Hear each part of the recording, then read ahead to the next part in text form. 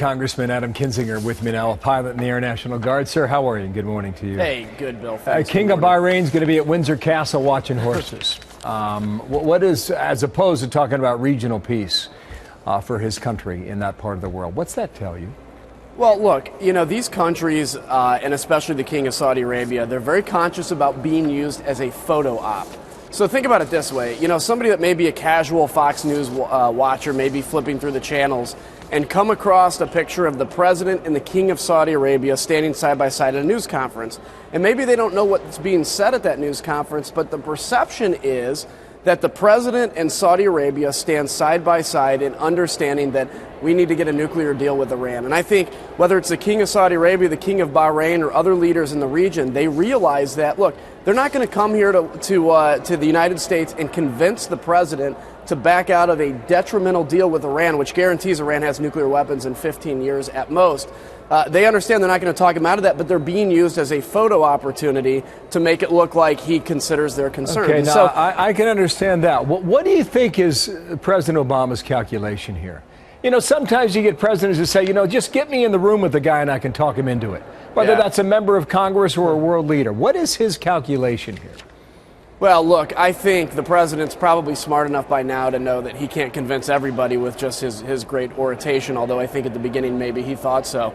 Again, I think it's sit down, you know, try to say your point. The King of Saudi Arabia, of course, disagree, and then you go out and you have a big news conference, and the perception is that this Iran thing may be a little bit of a disagreement, but Saudi Arabia and the United States stand shoulder to shoulder. The problem is Saudi Arabia and leaders in that region don't see this as just a minor disagreement of foreign policy.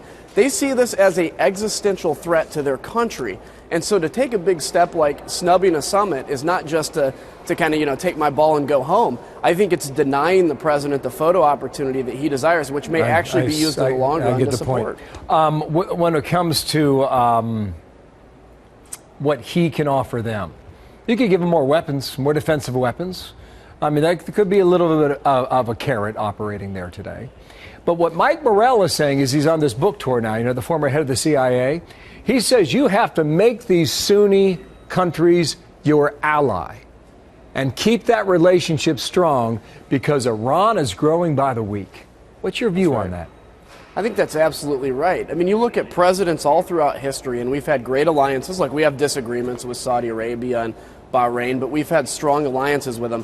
What we've seen under this president is a crumbling of American alliances. I mean, nobody under, you know, George W. Bush, nobody under Bill Clinton or the prior Bush would expect that they would ever be snubbed to this level with a organization with a meeting in the United States of America. So this is just further proof to show that under this president, our allies aren't trusting us anymore, and our enemies have no fear of our reaction, and in fact are expanding their influence, like Iran and Yemen. You know, too, that I mean, these countries rely on us for so much.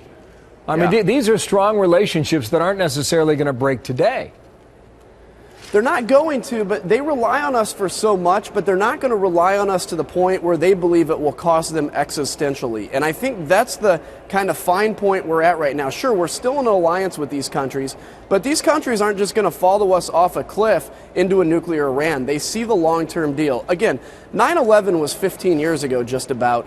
The time that the president's saying that Iran won't have a nuclear weapon is just the distance from 9/11 to today, which goes by really fast in international terms. Saudi Arabia, the King of Saudi Arabia, Bahrain, are worried about that because, look, their kids in 15 years will still be young adults. Yeah, Adam Kinzinger, thank you for your time. We'll see what comes of this later today.